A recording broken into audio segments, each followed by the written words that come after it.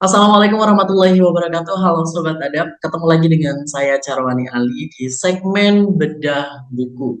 Dan seperti biasa, setiap kali segmen Bedah Buku ini, saya tidak akan membedah bukunya itu berdasarkan dari saya sendiri gitu ya. Karena di setiap segmen Bedah Buku ya, yang merupakan salah satu fasilitas yang didapat oleh para penulis ketika menerbitkan karya bukunya di penerbit adab itu adalah eh, tentunya bedah bukunya dilakukan langsung dengan penulisnya gitu ya. Jadi sobat adab di sini tidak perlu ragu, tidak perlu bertanya-tanya secara bingung ya karena proses bedah bukunya setiap karya buku ya para penulis yang menerbitkan karyanya di penerbit adab itu langsung dibedah dengan penulisnya gitu ya. Jadi memperkuat bagaimana sih karya itu bisa dibuat, karya itu bisa dibentuk, terus kenapa karya itu bisa ada dan konsernya kemana, tentunya akan dijawab tuntas langsung oleh penulisnya sendiri gitu ya.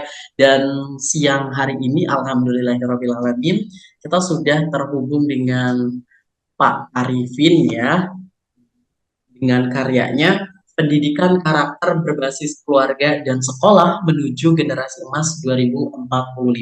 Nanti untuk detail bukunya akan ditayangkan juga ya. Jadi kurang lebih seperti ini karya bukunya. Nanti untuk detail bukunya akan ditayangkan. Dan halo selamat siang Pak Arifin, gimana kabarnya nih? Ya, selamat siang. Alhamdulillah kabar Iya. baik, sehat-sehat. Iya. Alhamdulillah, terima kasih ya Pak. Akhirnya kita bisa melakukan proses bedah buku setelah nego-nego dulu kira-kira waktunya kapan nih bisanya gitu. Dan Iya. alhamdulillah hari ini kita bisa terlaksana untuk melakukan proses bedah buku. Tapi mungkin di sini Pak Arifin ya, sobat adab di rumah gitu ya kan penontonnya dari Sabang sampai Merauke yang tentunya perlu kenal dulu nih sebelum mengenal karyanya. Mungkin sobat adab di rumah perlu kenal dulu penulisnya gitu. Jadi mungkin Pak Arifin silakan memperkenalkan diri secara sekilas untuk backgroundnya saat ini juga sedang sibuk apa, punya pengalaman apa, boleh dituangkan sebelum ke karyanya ya. Jadi Oke, baik. dipersilahkan. Silakan Pak Arifin. Baik, terima kasih. Sebelum saya diberikan kesempatan panjang lebar untuk eh, membedah buku saya terkait dengan judulnya Pendidikan Karakter Berbasis Keluarga dan Sekolah menuju Generasi Emas 2045. Seperti tadi yang disampaikan, sekilas saya akan menyampaikan identitas atau profil saya. Boleh, Eh, silakan. di dalam buku ini di bagian terakhir itu ada profil penulis. Nama saya adalah Andi Agustan Arifin. Hmm. Saya putra dari lahir di Bone, maksudnya lahir di Bone, sekampung dengan Pak JK begitu. Ya, di Provinsi Oh, Sulawesi Selatan gitu. oh, Aktivitas harian saya sebenarnya saya merantau kayak saya merantau di salah satu provinsi di Provinsi Maluku Utara, tepatnya di Kota Ternate. Saya mengabdikan diri sebagai tenaga pengajar di salah satu perguruan tinggi, tepatnya di Universitas Hairun. Gitu. hmm. Untuk sekelas saya kedar informasi, aktivitasnya selain tenaga pengajar juga sebagai ketua pengurus wilayah Himpaudi Provinsi Maluku Utara. Himpaudi itu adalah himpunan pendidik dan tenaga kependidikan anak usia dini, khususnya di Provinsi Maluku Utara. Yang kebetulan juga ini kemarin beberapa tahun lalu juga masih sampai hari ini juga masih diberikan amanah untuk menjabat sebagai anggota Badan Akreditasi Pendidikan Anak Usia Dini, Pendidikan Dasar dan Menengah di Provinsi Maluku Utara. Nah, untuk karya yang pernah saya torehkan tidak banyak sih begitu, tapi paling tidak saya ada kebanggaan tersendiri ketika telah menuliskan karya itu. Di antaranya itu yang pertama itu adalah bimbingan konseling anak usia dini, kemudian bimbingan konseling belajar, kemudian bimbingan konseling sekolah dasar, kemudian pendidikan karakter anak usia dini, kemudian kajian sosial pengembangan pribadi sosial, bimbingan kelompok, dan yang terakhir ini adalah judul bukunya ini Pendidikan Karakter Berbasis Keluarga dan Sekolah Menuju Generasi Emas 2045 itu. Ya, Oh, sekedar itu mungkin gambaran umum secara sederhananya gitu para iya. pendengar. Ya. Saling mengenal. Oke, luar biasa. Tidak banyak tapi beruntut ya Pak ya. Jadi itu luar biasa Pak. Itu satu Terima kasih. kebanggaan yang luar biasa banget. Selamat untuk Pak Arifin, walaupun telat. Semoga kebanggaan tersebut memang bisa sampai terus berlanjut dan akan terus bertambah gitu ya. Iya, Oke, baik Pak Arifin, berarti sekilas dari apa yang saya tangkap ya dengan profil tadi Pak Arifin menjelaskan tentang jati dirinya, berarti Pak Arifin ini bahkan saya juga sempat membaca bukunya juga, terutama di bagian profil bahwa Pak Arifin ini memang berkutat di bidang bimbingan konseling, betul tidak ya? iya, Dari betul. dosen tidak tetap sampai menjadi dosen tetapnya pun masih berkutat di bidang hal yang sama, betul ya? Iya, betul. Iya, iya, Oke. betul. Oke, luar biasa. Jadi ini berarti concernnya nanti yang akan kita bedah ini adalah memang lebih kayak ke edukasinya ya, kayak education Iya, gitu tentang education life. Oke, berarti iya, Sobat Adab ini cocok banget untuk teman-teman anak SMP, SMA, mahasiswa ya untuk menyaksikan bedah buku ini, terutama kalau teman-teman Sobat Adab juga yang mungkin masih bersekolah atau mengenyam pendidikan juga ya di bangku perkuliahan dan lain sebagainya. Memang cocok untuk menonton proses bedah buku ini karena memang uh, buku yang akan dibedah oleh Pak Arifin ini adalah karyanya ya yang tentunya untuk mempersiapkan atau mungkin nanti dijelaskan lebih detail bagaimana sih menuju generasi emas 2045 yang dimaksud tersebut gitu ya.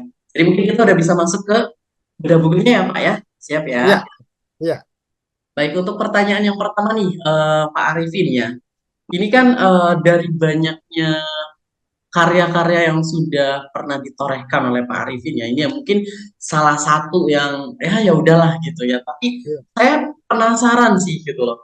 Kenapa di kali ini Pak Arifin itu menuliskan sebuah karya dengan judul apa lebih concern ke mempersiapkan generasi menuju emas gitu loh, menuju generasi emas. Apakah ada alasan tertentu yang membuat Pak Arifin kayak saya memang seharusnya udah saatnya untuk menuliskan buku ini atau sebelumnya udah pernah menulis buku jadi ini lanjutan dari judul sebelumnya atau emang ini satu utuh gitu loh.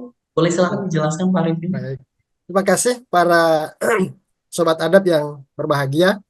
Eh, Buku ini sebenarnya itu hadir bagian daripada apa yang saya dan teman-teman torehkan atau bukukan di pada buku sebelumnya dengan judul Pendidikan Karakter Anak Usia Dini. Mentok di situ. Jadi Hmm. Pendidikan Karakter Anak Usia Dini. Hmm. Setelah itu kemudian terbit, kemudian saya berpikirnya bahwa apakah hanya pada persoalan anak usia dini, ya kan Hmm. gitu. Meskipun sebenarnya fondasi yang paling utama itu adalah berkaitan dengan pendidikan karakter khusus di eh, proses pendidikan, khususnya di satuan pendidikan gitu atau lembaga, ya mungkin di pendidikan anak usia dini. Hmm. Nah, kemudian saya sederhananya kemudian masuk ke ranah menyentuh kepada aspek lembaganya ke sekolah dan keluarga. Sekolah Hmm. dalam artian di sini adalah sudah tidak menyentuh pada aspek pendidikan anak usia dininya, tetapi lebih mengarah juga kepada mulai dari tingkatan sekolah dasar, sekolah menengah pertama, sekolah menengah atas atau sederajat, bahkan juga di perguruan tinggi sebenarnya. Kenapa? Karena ini sangat penting. Di sisi lain sebenarnya bahwa proses pendidikan karakter itu tidak hanya tersentuh pada aspek sekolah, ya. Maka kemudian peran penting dari keluarga ini juga sangat penting. Karena keluarga ini adalah fondasi yang pertama dan utama dalam hal pendidikan karakter. Nah, judulnya sampai di situ di awalnya. Kemudian kami berpikir bahwa arah pembangunan kita sekarang itu diarahkan kepada di tahun 2020 2045 yang lazim kita sebut sebagai generasi emas Hmm. 2045. Nah, ini yang kemudian kami menambahkan menuju generasi 2045. 45. Kenapa? Karena kami berpikir bahwa ada dua hal penting yang menjadi sorotan kami itu adalah sebenarnya bagaimana sih peran daripada keluarga, bagaimana peran sekolah itu yang secara langsung itu kemudian mampu membentuk karakter daripada anak-anak gitu. Nah, harapan kita nantinya di tahun 2024, 2045 betul-betul 45. tercipta ya 2045 ini betul-betul tercipta yang disebut dengan generasi emas gitu. Sebagaimana yang kemudian selalu digaungkan oleh dari kementerian, bahkan dari di satuan pendidikan, bahkan di sampai level bawah, itu yang selalu selalu digaung-gaungkan. Nah, pertanyaan kemudian itu adalah yang generasi 2045 seperti apa yang kemudian diharapkan di situ. Nah, Hmm. bahkan juga ada yang kemudian memplesetkan kemudian apakah memang yakin di 2045 itu mampu untuk menciptakan generasi emas atau justru menghadirkan generasi cemas atau gitu. Oh. Ataukah menghadirkan generasi yang lemas kan gitu. Jadi ada Hmm. dua hal yang itu. Tapi sekali lagi bahwa bagi seorang akademisi, seorang pendidik itu tetap harus optimis. Maka hadirlah generasi emas 2045 yang selalu kita apa namanya andalkan dari sisi kemampuan kognitifnya bagus, kemampuan dari sisi afeksinya bagus, kemampuan dari sisi psikomotornya bagus. Jadi bagaimana dia berperilaku, bagaimana kemudian tingkat pengetahuannya juga bagus, kecerdasannya baik, perilakunya baik. Nah, itu yang kita harapkan nanti sosok-sosok inilah yang kemudian hadir untuk memperbaiki dan membangun negara kesatuan Republik Indonesia ke depan. Gambarannya kira-kira seperti itu, sederhananya kemudian hadirnya uh, Karya buku buku ini. ini. Ya, Oke. Berarti dari apa yang saya tangkap memang ini termasuk salah satu lanjutan karya sebelumnya yang mungkin lebih fokus konsulnya di anak usia dini gitu ya Pak. Terus ya, melihat bahwa itu terlalu spesifik gitu, terlalu kayak mengkotakkan dan fokus di itu doang. Kenapa Pak Arifin ini kayak mulai berpikir kenapa tidak secara luas dibahas gitu, terutama ya. tentang gaungan generasi emas 2045 ini sampai pada akhirnya lahirnya adanya buku ini yang tentunya mencangkup dunia pendidikan dari tingkat SD sampai ke perkuliahan. Seperti itu ya Pak ya, Ya, betul? ya, ya, ya. Oke, berarti kalau untuk ke pertanyaan selanjutnya ini mungkin sangat mudah lah untuk Kak Arifin. Tapi saya dan Sobat Anak tentunya kepo gitu. Karena melihat dengan apa yang sudah disampaikan oleh Pak Arifin yang sudah berkecimpung di bidang dunia pendidikan dan juga mungkin ini termasuk buku lanjutan dari buku-buku atau karya-karya sebelumnya. Idenya ini dari mana sih? Apakah hadir karena sebatas oke, kayaknya perlu ada lanjutan karena udah ada modalnya ini kita udah pernah bahas ini nih jadi kita kayak perlu bahas lagi ini gitu atau memang sebenarnya idenya tuh datang dari lingkungan sekitar atau memang kayak ada tujuan maksud tersendiri dari Pak Arifin yang ingin mencoba menyampaikan sesuatu melalui karyanya gitu jadi akhirnya lahirlah ide itu dan jadilah karya ini gitu boleh silakan di-share untuk Pak Arifin dipersilakan. Ya, baik, terima kasih. Jadi di awal juga menyampaikan bahwa hadirnya buku ini merupakan sebuah kelanjutan. Bahwa sebenarnya Hmm. eh, buku ini ada adiknya lagi kalau saya mengatakan sederhana. Ada adiknya lagi di Hmm. situ. Oh. Adiknya lagi ini adalah berkaitan dengan saya mengambilnya ke nilai budaya yang ada di Provinsi Maluku Utara gitu. Jadi itu mengarah kepada jadi sebelum saya berkaitan dengan ide tadi. Jadi pasca terbitnya buku ini kemudian ada adiknya lagi gitu. Nah, apa adiknya? Maksudnya mengatakan begitu. Apa karena selanjutnya judulnya itu adalah bimbingan kelompok berbasis nilai budaya Sigulaha untuk meningkatkan karakter siswa gitu. Jadi Oh, lebih berarti memfokuskan semakin kepada mengerucut dan membentuk banget gitu ya Pak ya. ya, setelah kemudian ke sekolah. Nah, sekarang kira gimana di sekolah? Maka kemudian berdasarkan disiplin ilmu saya mengarah kepada konselingnya, maka saya hadirkan dengan sebuah produk yaitu bimbingan kelompok.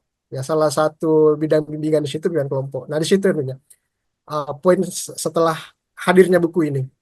Nah, selanjutnya berkaitan dengan ide itu sebenarnya gini ya. Kami melihatnya persoalan atau fenomena yang terjadi di kalangan baik itu di lingkungan sekolah bahkan di lingkungan keluarga.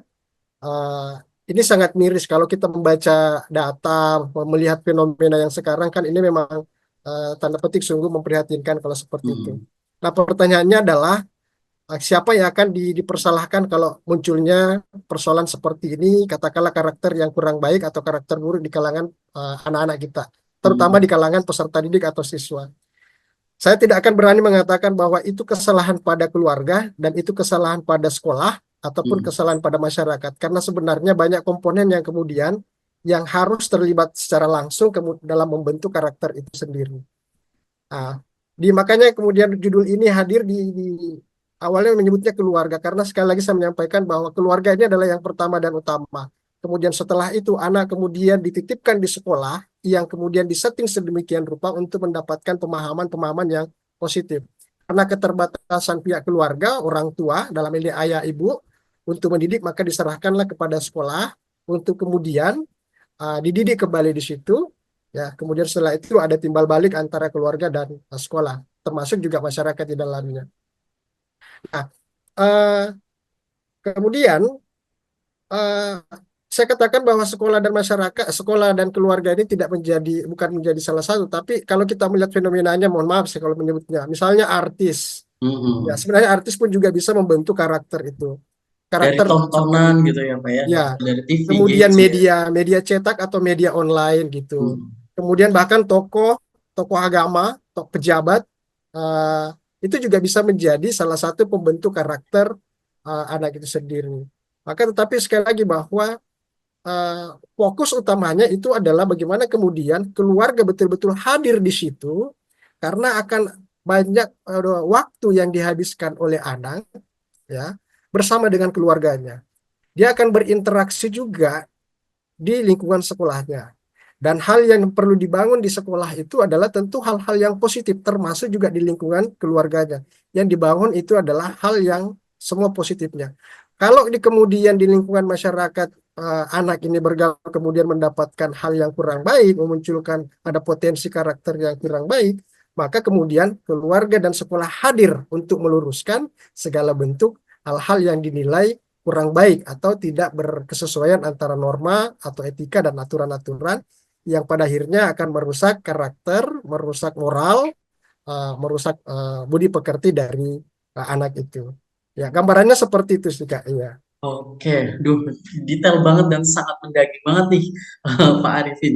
Jadi berdasarkan dari karya-karya Pak Arifin juga sebelumnya itu kan tidak satu dua tiga gitu, tapi udah lebih gitu. Termasuk yang ini tantangan dalam menulis suatu karya, termasuk kita fokus ke karya yang kita bedah ini. Tantangan dari Pak Arifin ketika menyiapkan buku pendidikan karakter berbasis keluarga dan sekolah menuju generasi emas 2045 ini apa sih? Yang sampai sekarang tuh kayak membekas. Kalau misalkan ada yang nanya nih, Pak Arifin, kalau misalkan saya ingin membeli buku ini atau ingin membaca buku ini, kalau saya tanya apa sih yang paling mengingat Pak Arifin tentang, oh buku itu tuh ngingetin saya soal ini, perjuangan ini. Boleh silakan. Oke, baik. Pertama saya jawab gini ya. Ketika saya menyusun buku ini, tentu pekerjaan ini sebenarnya menulis buku itu bukan pekerjaan mudah Kak ya. Karena jujur Hmm, buku ini hadir buatnya ketika saya masih dalam menyelesaikan studi program doktor saya. Jadi saya harus membagi waktu. Target saya adalah, saya harus menyusun buku ini nih. Sementara di sisi lain target penyelesaian program penyelesaian program studi doktoral saya itu juga harus selesai. Nah, eh, tantangannya di situ adalah satu, ketika menyusun ini adalah berkaitan dengan persoalan manajemen waktunya. Kemudian saya memang harus menyusun target bahwa di tahun ini harus segera selesai. Nah, gimana caranya? Kemudian saya menyampaikan kepada teman-teman. Kebetulan memang di buku ini saya tidak menulisnya sendiri, ya. hmm. Uh, Ada beberapa profil penulis juga di. ya, dan yang menariknya Kak, buku ini sebenarnya saya juga berkolaborasi dengan istri saya. Di nama terakhir itu Rita Puspita itu adalah istri saya. Yang kemudian ayo nih kita apa namanya Berkolaborasi. ya berkolaborasi nih. Bisa enggak ya? Ayo kalau misalnya gitu. Kira-kira gimana di situ? Oke. Apa yang harus saya lakukan? Maka kemudian saya mencoba untuk membuat kira-kira ini coba kita diskusikan. Ada yang mungkin berbicara di bab satu itu tentang berbicara tentang apa sih konsep itu pendidikan karakter. Kemudian yang kedua itu coba akan membahas tentang bagaimana pendidikan karakter di keluarga. Kemudian yang ketiga, bab tiganya itu pendidikan karakter di sekolah. Nah, kemudian kita kaitkan lagi nih dengan yang lalu-lalu, kemudian apa yang menjadi jargon Pak Presiden, mantan Presiden Pak Jokowi mengatakan bahwa revolusi mental. Saya pikir ini menjadi sangat penting juga. Nah, kemudian masuklah itu bab itu tentang pendidikan karakter dan revolusi mental gitu. Karena Hmm, mau tidak mau ini eh, apa namanya ibarat mata uang, ya di sisi kiri tidak bisa dipisahkan. betul. Membentuk karakter itu juga bagian daripada revolusi mental. Dan yang terakhir itu adalah ya, apa sih sebenarnya yang diharapkan dari generasi 2045? Ya, seperti apa karakter yang diharapkan di 2045? Ya, gimana caranya eh, menghadirkan itu generasi 2045? Nah, ini yang kemudian ini. Nah, selain tantangan persoalan manajemen waktu juga ini apa ya? Karena eh, apa ya? Kalau saya menyatakan ke teman-teman itu kadang mengatakan gini, eh, kok cepat kok mepet sih waktunya kok ini, saya bilang ya karena Oh, memang target-target kita deadline-nya, seperti itu deadline-nya. ya, kita target begitu. Harus saya mengatakan ya mohon maaf kalau kerja ya tetap kita harus punya target gitu, karena Hmm, semakin lama semakin numpuk, lupa, ide itu juga bisa hilang seketika kalau betul. dibiarkan begitu kan. Nah, padahal ini konsep sudah ada, tinggal kita eksekusi.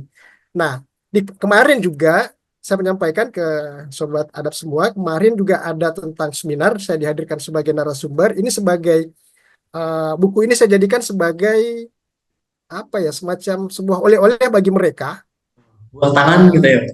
ya, saya memberikan mereka judulnya itu, kebetulan seminarnya kemarin berkaitan dengan Hari Guru adalah terkait dengan tiga dosa besar. Ya, tiga dosa pendidikan karakter, menghapus tiga dosa besar dalam pendidikan, yaitu kekerasan, bullying, dan intoleransi. Nah, saya mengatakan bahwa kemudian ada yang menyatakan berkaitan dengan melahirkan generasi 2045, maka saya katakan yang bertanya saya berikan buku itu. Tanpa saya tidak membuat kuis bahwa yang bertanya ini enggak. Begitu dia selesai bertanya, Hmm, maka saya hadiahkan buku ini kepada uh, penanya. yang Dan bertanya. eh, kan cuma beberapa, tiap momen kesini ini saya mensosialisasikan ini, dan sebagai imbalannya rewardnya adalah ya saya memberikan karya saya kepada teman-teman pendidik, teman-teman guru, untuk silakan Anda baca, silakan Anda berbagi kalau memang itu hal yang positif ya. Kalau memang ada hal yang kurang dari sisi buku ini, dengan lapang apa dengan tangan terbuka untuk menerima, karena sesungguhnya karya ini masih jauh dari kesempurnaan. Tentu masih banyak hal-hal yang perlu kita revisi karena keterbatasan, tidak ada yang sempurna. Tapi paling Betul. tidak saya mengatakan bahwa saya sudah berkarya, saya sudah membuat ini, dan apa yang ada di kepala saya, apa yang saya sudah Sudah dituangkan. pikirkan, ya saya sudah tuangkan, dan giliran teman-teman lah yang kemudian untuk mencermati, membaca, kemudian memberikan saran kritik apa hal yang perlu saya perlu perbaiki dalam tulisan ini. Ya, seperti itu mungkin gambarannya, Kak. Oke, berarti yang menjadi sangat challenging banget itu adalah di mana Pak Arifin ini berkutat dengan target, waktu, dan juga sudut pandang dari pembaca tadi ya. Karena memang betul tidak ada yang sempurna, karena kadang kita ya, sudah semaksimal mungkin seperti ini dan ini karyanya gitu. Cuman memang Ya, kadang memang ada beberapa yang merasa oh ini kayaknya kurang ini kurang itu, tapi ya itu sudah semaksimalnya Pak Arifin gitu. Betul ya Pak ya? Dan ya, memang kita tidak bisa menyamakan persepsi satu dengan yang lainnya gitu. Oke, ya, luar biasa. Balik lagi ke bukunya nih Pak Arifin. Saya sangat tertarik dengan judul bukunya ini ya, dari tadi kayak pendidikan karakter berbasis keluarga dan sekolah menuju generasi emas 2045. Ini kalau dari kacamata yang saya tangkap ini sebenarnya judul bukunya tuh bisa kayak mengarah dua fokus kali ya, ya, pembentukan karakternya. Jadi kayak kita bisa fokus beda di situnya gitu ya, yang berbasis keluarga dan sekolah. Apakah memang dipersiapkan pendidikan karakternya ini dikhususkan saja untuk menuju generasi emas gitu?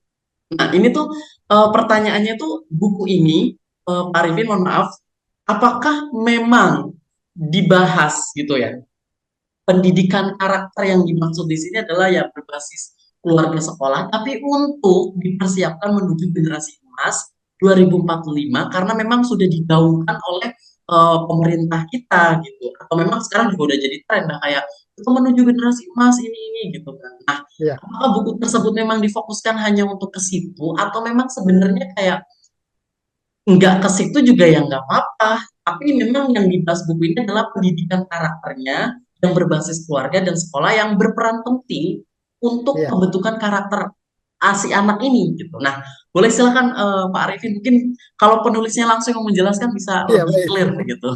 Baik, terima kasih. Jadi pada prinsipnya memang kalau kita Mm-mm. membaca buku ini sih sebenarnya kita bisa memilah dari beberapa Mm-mm. sudut pandang. Pertama berkaitan dengan pendidikan karakter. sebenarnya kalau konsep pendidikan karakter ini kan memang sudah jauh-jauh sebelumnya, bahkan para pendiri Bapak bangsa gitu taruhlah mengatakan bahwa Ki Hajar Dewantara, Ibnu Mm-mm. Sina atau para pemikir filosof Thomas Lincoln dan sebagainya, eh, itu semua sudah mengarahkan kepada pendidikan karakter juga sebenarnya. Bahkan di dalam landasan yuridis kita di sistem di undang-undang dasar 1945 juga di situ tersirat dan tersurat bagaimana kemudian eh, kita diharapkan proses pendidikan itu melahirkan generasi yang beriman bertakwa kepada Tuhan Yang Maha Esa, kemudian apa namanya mandiri, gotong royong dan sebagainya. Nah, itu yang kita harapkan di situ. Nah, eh, kemudian eh, ada lagi kata keluarga dan sekolah. Pendidikan karakter itu tidak hanya bisa pada berdiri sendiri hanya pada lingkungan keluarga. Begitupun juga hanya disetting pada lingkungan sekolah tidak, tetapi ke semua itu. Bahkan sebenarnya ada kata yang sebenarnya hilang. Kalau dari sisi ketika saya membaca ini, ketika teman-teman memberikan, kenapa tidak ambil sekalian dengan masyarakat? Hmm. Karena kalau dikatakan bahwa yang namanya pendidikan itu eh, terpusat, artinya apa? Terpusat itu adalah ada keluarga, ada sekolah, dan ada masyarakat gitu. Betul, Ya, betul. saya mengatakan bahwa iya memang betul, tapi konsen saya memang pembentukannya yang pertama itu ada di keluarga, kemudian dioper ke sekolah untuk itu. Nah, jadi pusatnya saya memang memfokuskan kepada kedua-dua hal ini gitu. Nah, kemudian di generasi 2045. Nah, kalau di luar saya di awal saya menyatakan bahwa 2045 sebagai kado istimewa bagi negara kesatuan Republik Indonesia.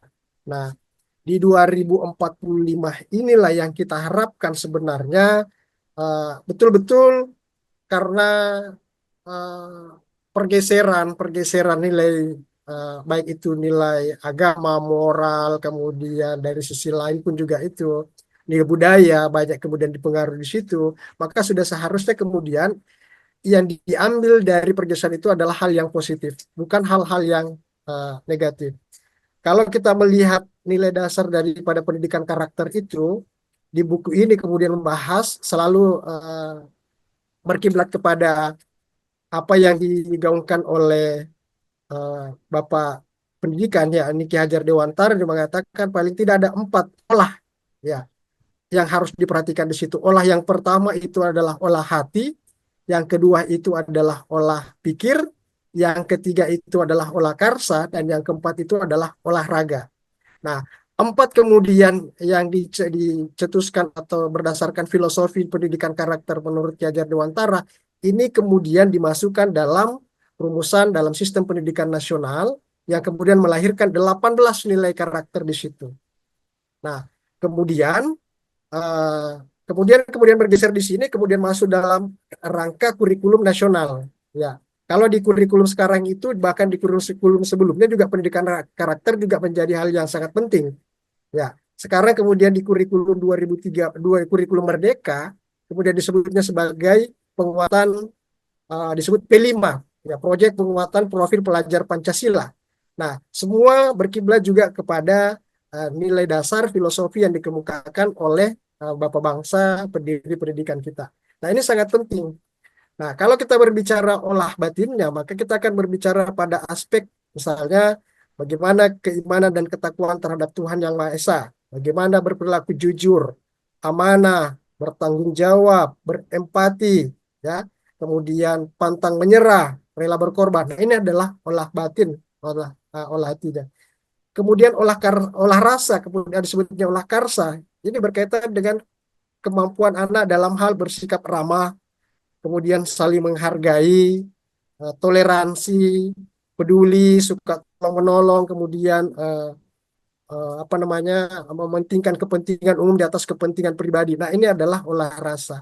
Nah, kemudian olah pikirnya. Nah, olah pikirnya ini berkaitan dengan bagaimana kemampuan seorang anak itu, ya termasuk kita ini memiliki sikap yang kreatif, inovatif, ya kemudian berpikir terbuka, ya tidak anti kritik, kemudian produktif, kemudian berorientasi kepada ilmu pengetahuan teknologi dan sainsnya. Nah, yang terakhir juga biar bagaimanapun juga kalau tidak didukung dengan yang terakhir ini adalah olahraga, maka saya pikir juga ini di dalam ada peribahasa mengatakan bahwa di dalam tubuh yang sehat terdapat jiwa. Nah, saya kurang tahu apakah memang apakah keliru ya, mohon maaf begitu. Ya. Nah, artinya apa? Bahwa olahraga juga penting. Kenapa? Karena ini berkaitan dengan pola hidup, bersih dan sehat begitu. Ya, disiplin, kemudian eh, kooperatif. Ya, itu juga bagian daripada eh, olahraga berkaitan dengan fisik. Jadi semua menjadi satu kesatuan bahwa karakter itu terbangun juga pada ranah dia paham gitu.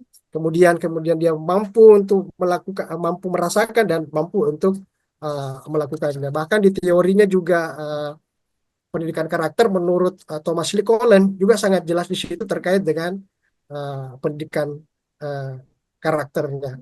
Nah, saya pikir itu kemudian yang diharapkan yang sebagaimana tertuang dalam uh, apa namanya peraturan melalui Kementerian Pendidikan dan Kebudayaan. Di situ ada 18, kurang lebih 18 nilai nilai karakter. Dan kesemuanya nilai karakter ini pun juga tentu bersumber juga daripada nilai-nilai budaya yang ada di Republik Indonesia ini. Karena kalau kita melihat budaya Indonesia ini kan banyak, maka tentu ada nilai-nilai sebagai perekat, sebagai pembentuk dasar karakter dalam kehidupan manusia atau orang di dalam masyarakat. Seperti itu gambarannya para pendengar.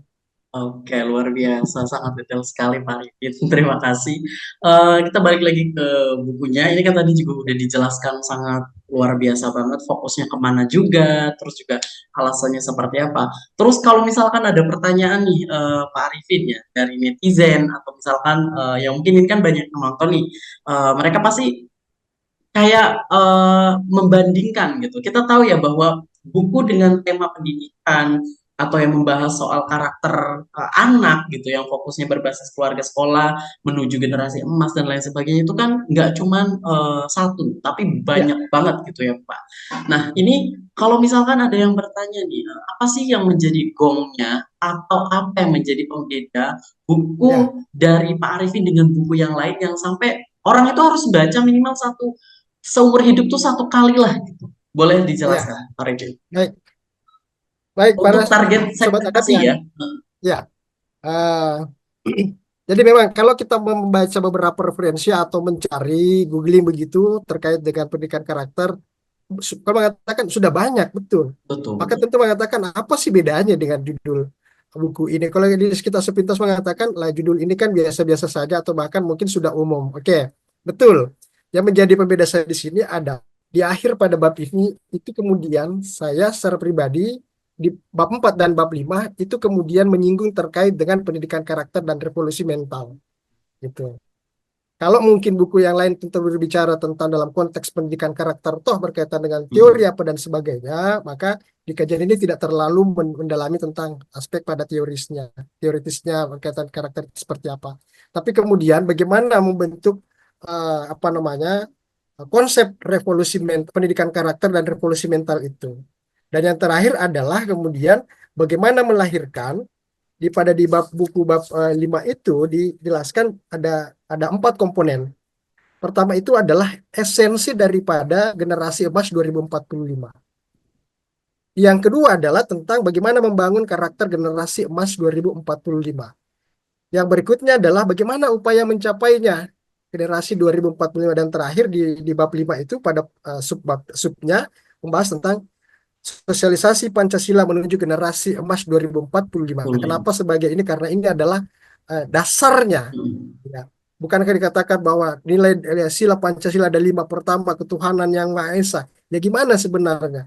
Kemanusiaan Hmm. yang adil dan beradab. Nah semua tersirat, tersirat dan tersurat di dalam apa namanya Bisa. nilai-nilai dasar Pancasila di situ sehingga membentuk generasi emas 2045. Itu yang Betul. kita harapkan. Jadi bukan hanya sekedar slogan atau menghafal dalam hafalan kita Pancasila satu Heeh. ketuhanan yang Maha Esa, tapi bagaimana kemudian menghadirkan dan menginternalisasikan kemudian menerapkan dalam kehidupan sehari-hari kita itu bagaimana sih sebenarnya konsep Tuhan yang Maha Esa. Apakah kemudian karena kita berbeda kepercayaan keyakinan kemudian kita berantem berkelahi? Tentu tidak. Nah, tentu Enggak. akan melahirkan salah satu dosa besar dalam pendidikan yang disebut dengan intoleransi. Kita tidak mengharapkan di situ. Dan kita harapkan ke depan 2045 itu adalah mampu toleransi, ya menghargai perbedaan dari sisi manapun, karena pelangi itu indah, karena berbeda warna, Maka kita pun juga seperti itu dalam kehidupan masyarakat juga akan terasa indah ketika kemudian itu juga suasananya berbeda-beda. Bukan berarti berbeda untuk berselisih. Ya, itu mungkin gambarannya. Oke, Pak Arifin, luar biasa. Terima kasih banyak, Pak Arifin. Dan tidak terasa kita sudah melalui 30 menit. Dan tapi Ya, mungkin saya boleh sebelum kita mengakhiri ya, Pak Arifin ya. Ada ya, satu pertanyaan dari saya juga. Ini kan tadi ya, udah sangat detail banget, sekali lagi luar biasa banget. Terima kasih, Pak Arifin. Karena kalau saya pribadi sih cukup menjawab ya, karena memang ada beberapa alasan kenapa buku ini dengan yang lain itu sangat berbeda. Karena memang ada beberapa keunggulan dari buku karya Pak Arifin ini, selain memang Pak Arifin juga penulis yang concern di bidangnya gitu, jadi mungkin sudah ahli dan tentunya sudah disesuaikan gitu dengan harapannya.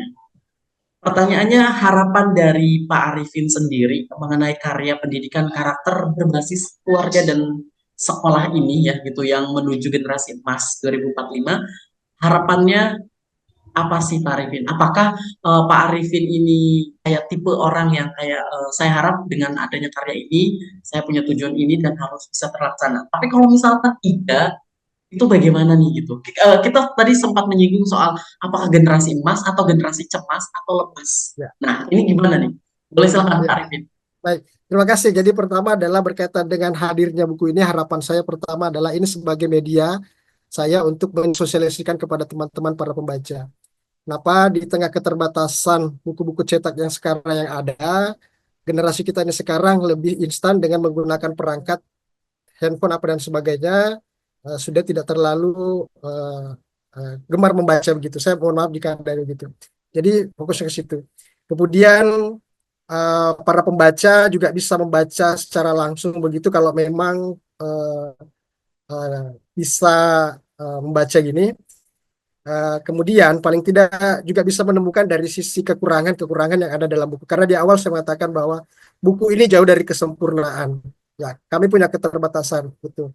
Tapi pada intinya adalah buku ini menjadi sebuah jembatan untuk bisa mensosialisasikan bahwa saya ini keluarga, saya ini seorang pendidik dan tidak lepas juga dari peran sebagai keluarga, ayah dan ibu.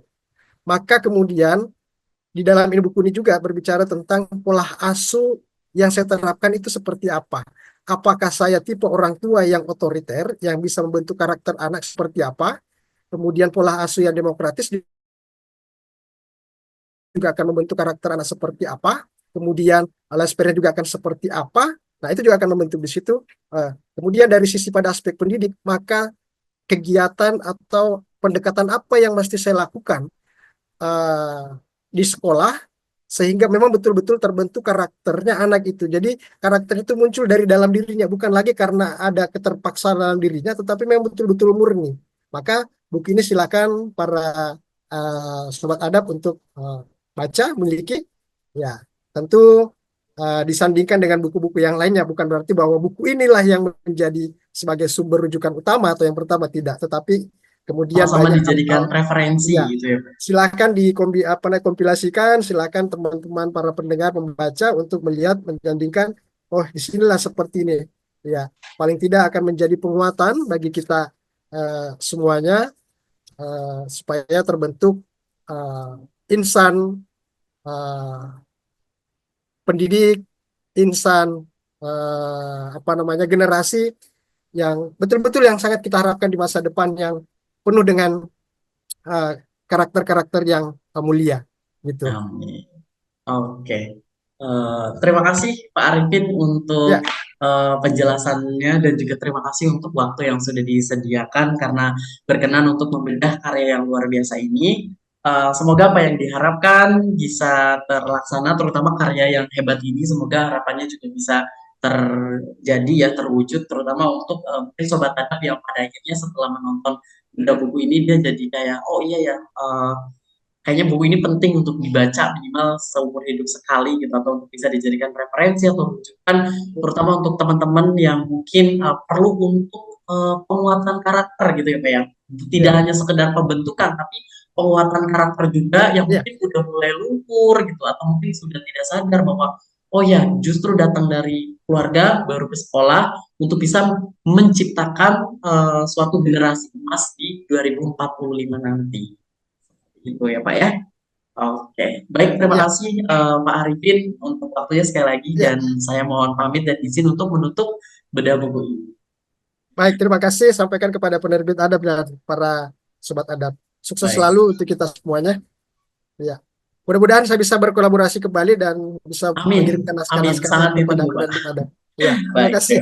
iya Ya, baik. Oke, Sobat Adab, itu adalah proses bedah buku kita dengan Pak Arifin ya, yang merupakan penulis dari karya buku pendidikan karakter berbasis keluarga dan sekolah menuju generasi emas di tahun 2045. Dan segitu aja videonya. Thanks for watching. See you next time on my video. Bye.